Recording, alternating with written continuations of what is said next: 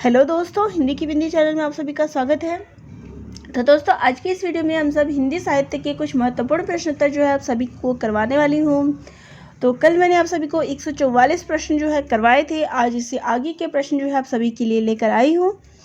तो चलिए शुरू करते हैं। पहला प्रश्न है, इनकी सी विशुद्ध, सरस एवं शक्तिशाली ब्रज भाषा लिखने में कोई और कवि समर्थ नहीं हुआ। तो ये जो है शुक्ल जी ने किसके विषय में कहा है? तो घनानंद के विषय में। अगला है, नैन नचाए कयो मुस्काए, लला फिर आइयो खेलन होरी। तो ये पंक्तियां जो है किसकी है? तो पद्माकर की है। अगला है, रीति काल की रीति सिद्ध काव्य धारा के कवि हैं। तो बिहारी जो है रीति सिद्ध के एकमात्र कवि हैं। भिखारी दास की रचना है, तो इनकी रचना है काव्य निर्णय। अर्ध कथानक क्या है? तो इसकी विधा जो है वो है आत्मकथा। अगला है, फोर्ट विलियम कॉलेज की स्थापना किस वर्ष हुई थी? तो वो हुई थी सन 1800 ईस्वी में। और कौन था संस्थापक? तो जॉन गिल क्राइस्ट। अगला है, भाषा योग वशिष्ठ के लेखक हैं, तो वो हैं राम प्रसाद निरंजनी। अगला है, नासिकेतोपाख्यान के लेखक कौन है? तो वो है सदल मिश्र। अगला है, नहुष नाटक के नाटककार कौन है? तो वो हैं गोपाल चंद्र उर्फ गिरधर दास, भारतेंदु हरिश्चंद्र के पिता। अगला प्रश्न है, काशी नागरी प्रचारणी सभा की स्थापना कब हुई थी? तो 1893 ईस्वी में। अगला है, शकुंतला नाटक का खड़ी बोली गद्य में अनुवाद किसने किया था? तो राजा लक्ष्मण सिंह ने। भारतेंदु ने अपना बलिया वाला ऐतिहासिक व्याख्यान दिया था, तो वो दिया था सन 1884 ईस्वी में।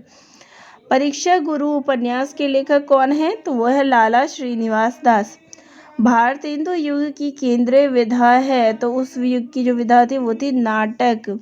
नूतन ब्रह्मचारी कृति के लेखक हैं, तो वो हैं बालकृष्ण भट्ट। अगला है, कचहरियों में हिंदी प्रवेश आंदोलन का मुख्य पत्र किस पत्र को कहा जाता है?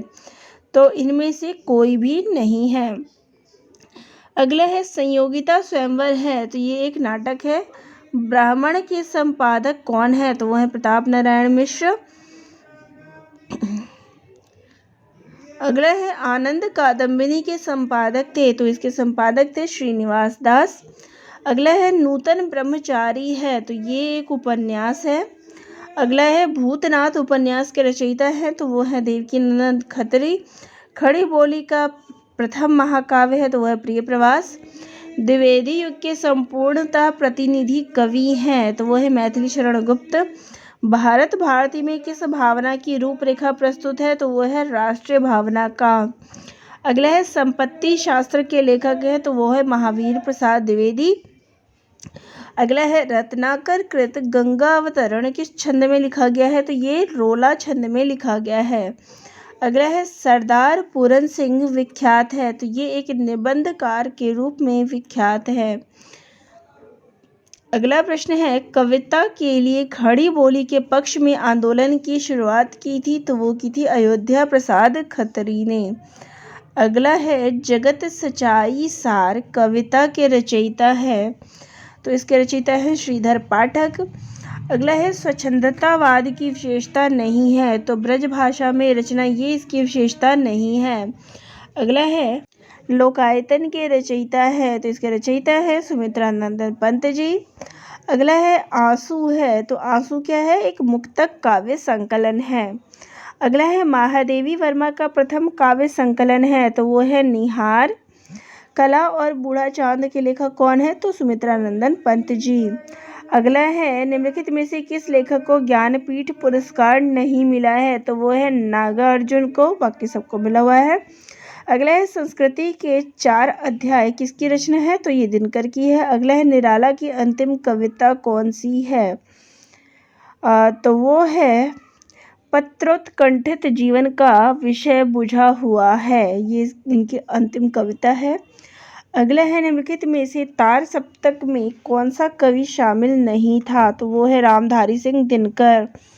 अगला है, आत्महत्या के विरुद्ध कविता संकलन के कवि हैं, तो वो है रघुवीर सहाय। अगला है, भूल गलती कविता के कवि हैं, तो वो है मुक्ति बोध जी।